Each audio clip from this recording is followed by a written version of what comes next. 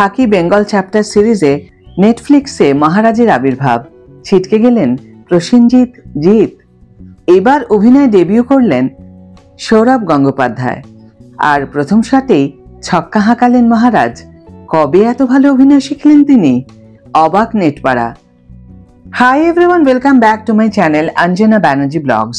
বন্ধুরা, তোমাদের সকলকে আমার এই ছোট্ট ইউটিউব চ্যানেলে স্বাগত জানাই।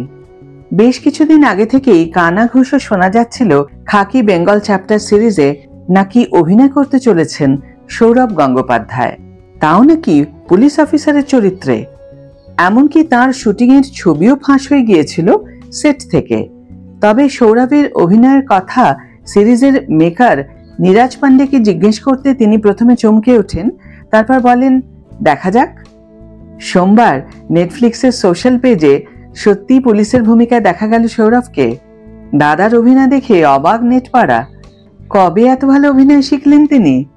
ভিডিওতে দেখা যায় সেটে একেবারে পুলিশের সাজে হাজির হন সৌরভ। তাকে দেখে অবাক পরিচালক থেকে শুরু করে স্পট বয়। এরপর একেবারে পরিচালকের কথা মতো কখনো রাগের, কখনো মারপিটের শুট করেন দাদা।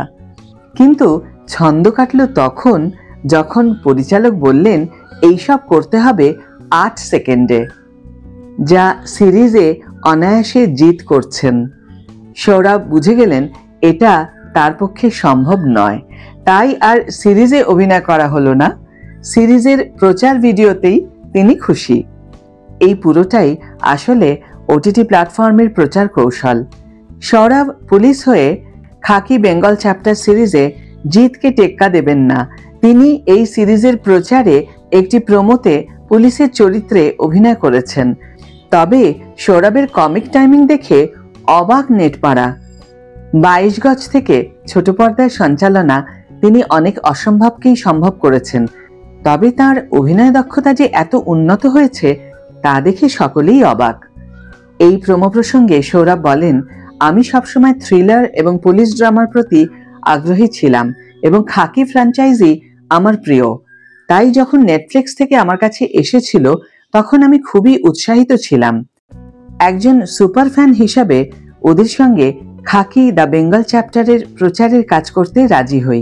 সিরিজটি কলকাতা জুড়ে শুট করা হয়েছে এবং এর চমৎকার গল্প এবং অসাধারণ অভিনয় এটিকে দুর্দান্ত থ্রিলার বানিয়েছে, যা যে কোনো থ্রিলার প্রেমীকে অবশ্যই দেখতে হবে। প্রসঙ্গত, খাকি দ্য বেঙ্গল চ্যাপ্টার সিরিজে 2000 সালের শুরুর দিকে কলকাতায় ঘটতে থাকা এক গ্যাংস্টার এবং রাজনৈতিক নেতার ক্ষমতার দখলের লড়াই।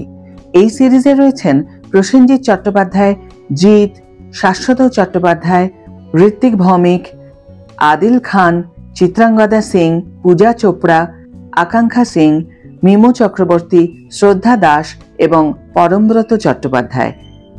20 মার্চ নেটফ্লিক্সে মুক্তি পাবে খাকি দ্য বেঙ্গল চ্যাপ্টার। আজকের ভিডিও এখানেই শেষ করছি বন্ধুরা। ভিডিও যদি ভালো লেগে থাকে তাহলে অবশ্যই একটা ছোট্ট করে লাইক দিও, শেয়ার করো বন্ধুদের সাথে, কমেন্ট করে জানিও তোমাদের মতামত। যারা এখনো আমার চ্যানেলটিকে সাবস্ক্রাইব করোনি তারা অবশ্যই চ্যানেলটিকে সাবস্ক্রাইব করে আমার পাশে থেকো, আর যারা অলরেডি সাবস্ক্রাইব করে দিয়েছো তাদের জন্য আমার অনেক অনেক অনেক ভালোবাসা এবং অনেক ধন্যবাদ। আজ তাহলে বিদায় বন্ধু, দেখা হবে পরের ভিডিওতে। ভালো থেকো, সুস্থ থেকো, সঙ্গে থেকো।